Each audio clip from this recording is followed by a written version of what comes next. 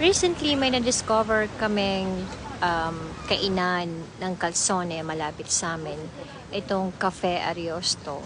Kilala to sa amin, matagal na silang nag-ooperate.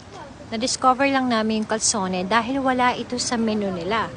Tapos ngayon, nagsumubok lang kaming mag-request sa chef nila kung po pwede kaming gawan ng calzone dahil yung dough naman nila for pizza pareho lang din. So sige, umuo siya. Tapos nagustuhan namin guys. And then bumalik-balik kami hanggang sa nalaman na niya na kapag nandun kami calzone ang ino-order ko. Kanina nagpunta kami ulit sa tuwa ko. Ayan guys, pinakita ko sa inyo. Ang laki-laki talaga dahil nire-request kong lakihan for the same price, no? At dahil nga sa tuwa nila, tinanong ko kung bakit wala yun sa menu nila. Ang sabi na may-ari, ilalagay na raw. Dahil dyan, binigyan pa kami ng regalo.